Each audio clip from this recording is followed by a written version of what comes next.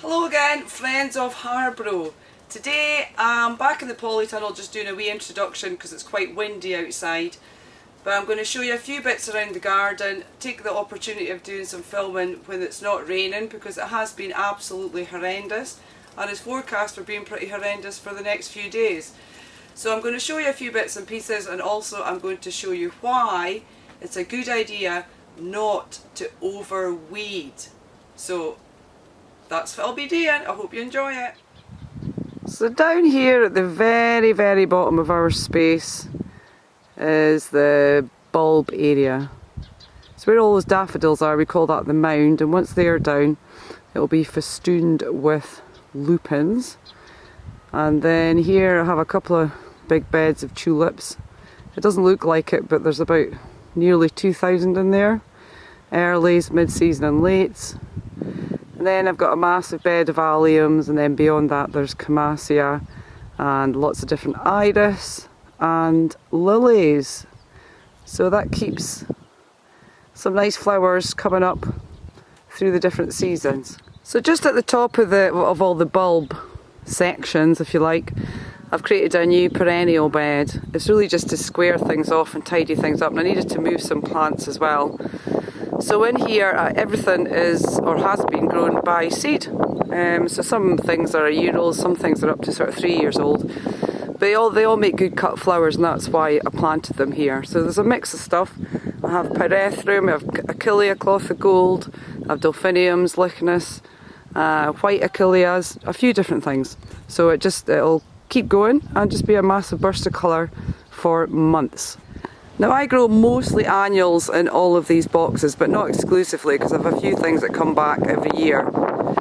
The temptation at this time of year is to weed them thoroughly and get them all prepared for the new small plants to go in that are coming on in the polytunnel. But I just do a sort of general clean up and then leave it until all the seedlings come through. Whilst a lot of them are weeds, there are quite a few plants that self-seed very successfully. So I like to leave them until I can identify them, because they are free plants. So I don't overweed, and I'll show you exactly. Now here's a view of one box which looks pretty weedy, and yes it is. But I don't want to weed everything out of here at the moment because I had Larkspur in here last year. If I close in a wee bitty, Larkspur have self-seeded like they do successfully every year. So I have Larkspur here and here. There's lots of little baby Larkspur coming up. I don't want to lose them because they're really useful plants as cut flowers. So I'll leave them, weed around about them, maybe in a couple of weeks when they're a little bit bigger. So it's not a good idea just to go mad and weed all my boxes so they're all nice and tidy. Tidiness, I don't think, necessarily equates to efficient gardening. Maybe controversial, but there you go, that's my view. Now this box is kind of the same. I have weeded it a bit more, although there are some coming up.